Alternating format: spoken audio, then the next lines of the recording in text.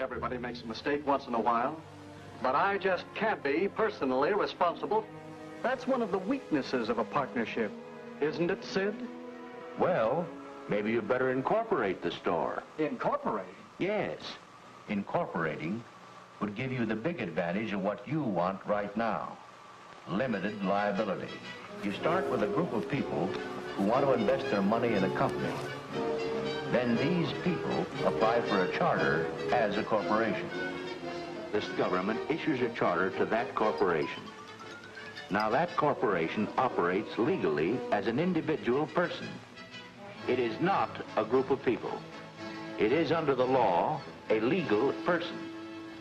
Imperial Steel Incorporated has many of the legal rights of a person. It can buy and sell property. It can borrow money. It can sue in court and be sued. It carries on a business. Imperial Steel, along with thousands of other legal persons, is a part of our daily living. It is a member of our society. Having acquired the legal rights and protections of a person, the question arises, what kind of person is the corporation? Corporations were given the rights of immortal persons, but then special kinds of persons, persons who have no moral conscience. These are a special kind of persons which are designed by law to be concerned only for their stockholders and not, say, what are sometimes called their stakeholders, like the community or the workforce or whatever. The great problem of having corporate citizens is that they aren't like the rest of us. As Baron Thurlow in England is supposed to have said, they have no soul to save and they have no body to incarcerate. I believe the mistake that a lot of people make when they think about corporations is they think, you know, corporations are like us. General Electric is a kind old man with lots of stories. Nike, young, energetic. Microsoft, aggressive. McDonald's, young, outgoing, enthusiastic. Monsanto, immaculately dressed. Disney, goofy. The Body Shop, deceptive. Very lovely. Do you know what the Body Shop is? Nope. They think they have feelings, they have politics, they have belief systems. They really only have one thing, the bottom line. How to make as much money as they can in any given quarter. That's it. Of course they make a profit, and it's a good thing. That's the incentive that makes capitalism work, to give us more of the things that we need. That's the incentive that other economic systems lack. People accuse us of only paying attention to the economic leg because they think that's what a business person's mindset is. It's just money. And it's not so, because we as business people know that we need to certainly address the environment, but also we need to be seen as constructive members of society. There are companies that do good for the communities. They produce services and goods that are of value to all of us, that make our lives better, and that's a good thing. The problem comes in the profit motivation here, because these people, there's no such thing as enough. And I always point out there's no organization on this planet that can neglect its economic foundation. Even someone, you know, living under a banyan tree is dependent on support from someone. The economic leg has to be addressed by everyone. It's not just a business issue. But, unlike someone under a banyan tree, all publicly traded corporations have been structured through a series of legal decisions to have a peculiar and disturbing characteristic. They are required, by law, to place the financial interests of their owners above competing interests. In fact, the corporation is legally bound to put its bottom line ahead of everything else, even the public good. That's not a law of nature. That's a very specific decision, in fact, the judicial decision. So they're concerned only for the short-term profit of their stockholders, who are very highly concentrated. To whom do these companies owe loyalty? What does loyalty mean? Well, it turns out that that was a rather naive concept anyway, as corporations are always owed obligation to themselves to get large and to get profitable.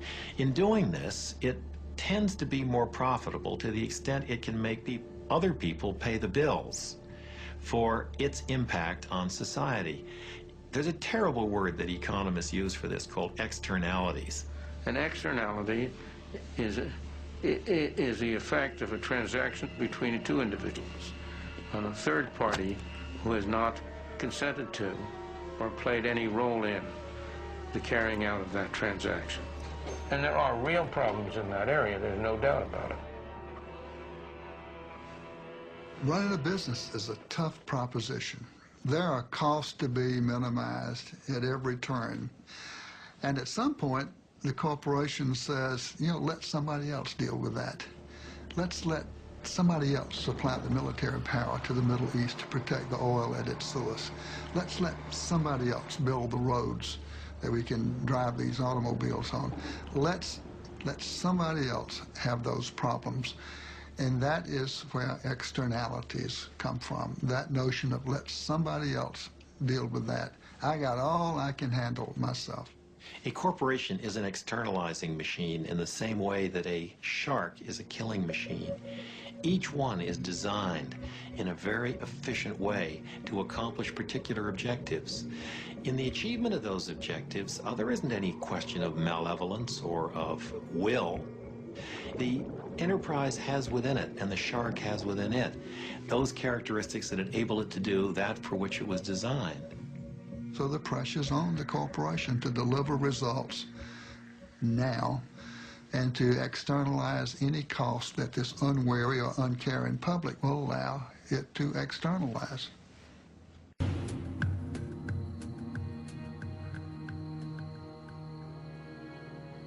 I gotta be honest with you. When the September 11th situation happened, I didn't know that. And I must say, and I want to say this because I want to take it lightly. It's not a light situation. It's a devastating act. It was really a bad thing. It was one of the worst things I've seen in my lifetime, you know. But I will tell you, and every trader will tell you, who was not in that building, and who was buying gold and who owned gold and silver, that when it happened, the first thing you thought about was, well, how much is gold up? The first thing that came to mind was, my God, gold must be exploding. Fortunately for us, all our clients were in gold. So when it went up, they all doubled their money. Everybody doubled their money. It was a blessing in disguise. Devastating, crushing, heart-shattering, but on a financial sense, for my clients that were in the market, they all made money. Now, I wasn't looking for this type of help.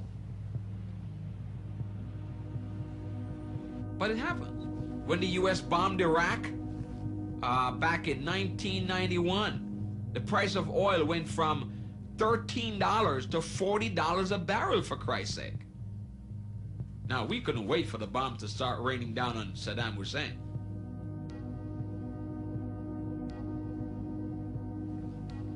We were all excited. We wanted Saddam to really create problems. Do whatever you have to do. Set fire to some more oil wells because the price is going to go higher. Every broker was chanting that. There was not a broker that I know of that wasn't excited about that. This was a disaster. This was something that was, you know, catastrophe happening, bombing, wars. In devastation, there is opportunity.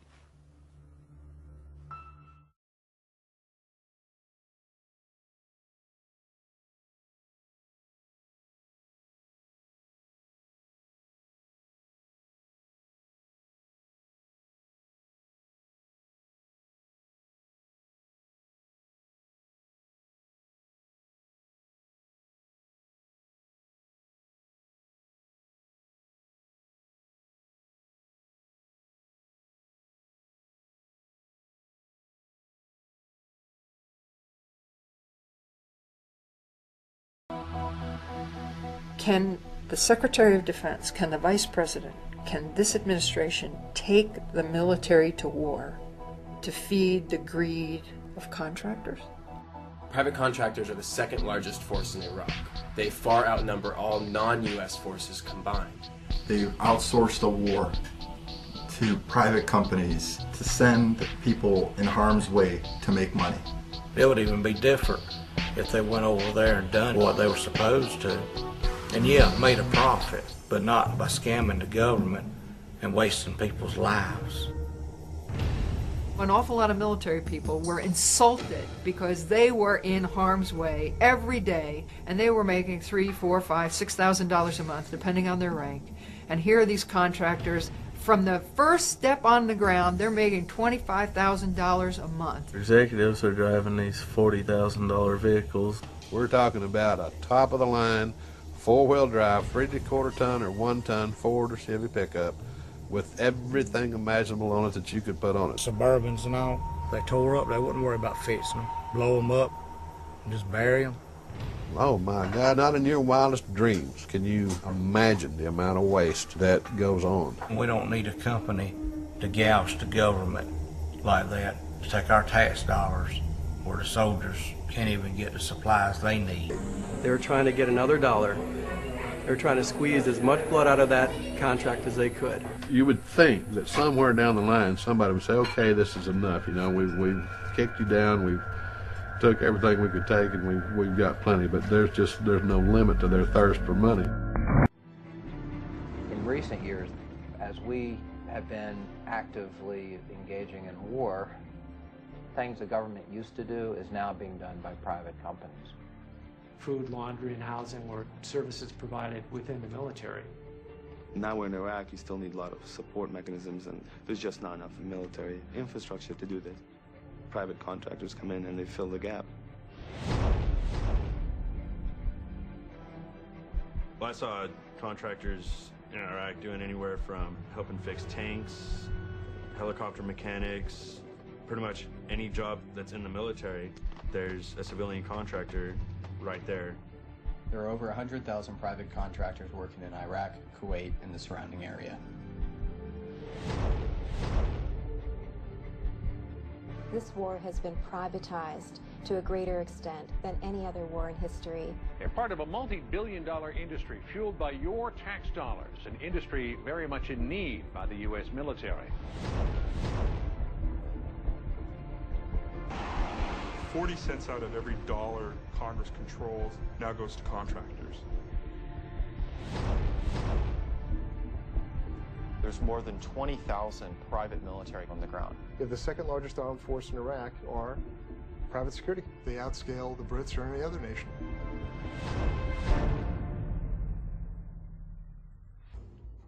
Halliburton is accused of hundreds of millions of dollars in improper charges. Pentagon auditors have found potential overcharges of $61 million. Now the numbers are apparently even larger than previously thought. Halliburton's unreasonable and unsupported bills exceed $1 billion. If anybody's overcharging the government, we expect them to repay that money. It's been proven so many times that Halliburton has overbilled them. And then the Pentagon still pays them anyway. I don't know who it is that is protecting Halliburton. I don't understand why the military would protect them. If you look at their board of directors, they've got contacts in the State Department, contacts in the military. People who work for Halliburton once worked for the military. When you hire top Pentagon officials, when the vice president is your former CEO, you're going to get the access that other people don't. It is reportedly not a coincidence that Vice President Dick Cheney's old company got a huge contract to help rebuild Iraq. Time magazine said it has gotten a hold of a Pentagon email saying Cheney's office coordinated Halliburton's multi-billion-dollar deal. All the revelations came out about Halliburton getting all these fancy no-bid contracts. There was not a single hearing in the Congress, House or Senate, about the mysterious bidding processes around Iraq and Halliburton. That's ridiculous. The oversight responsibility belongs to the United States Congress. It belongs here, and it's not happening. If anybody believes that the contracts handed to Halliburton for Iraq weren't, the moral equivalent of insider trading, man, I've got an ocean in the middle of Kansas I'd like to take you surfing on. It's just phenomenal. I mean, of course there were insider deals. Of course it was payback for old friends and political supporters and campaign contributors. They're very strategic in how they allocate their political contributions. You'll see most of their money going to the committees that oversee military matters and funding for it.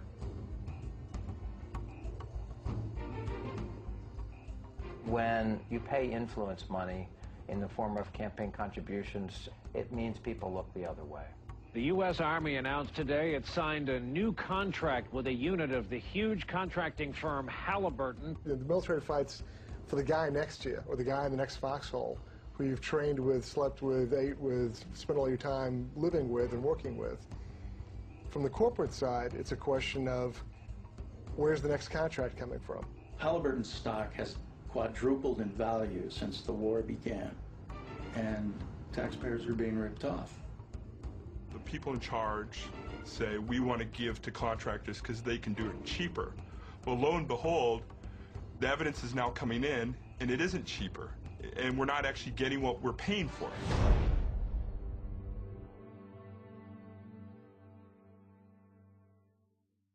We were writing contracts with Halliburton and others to do things that Iraqis could have done better and far, far cheaper. And by the way, we would have gotten Iraqis off the street and given them jobs. Let us stop the war profiteers. Let us say no to them, and let us say, if you continue to, you're going to go to jail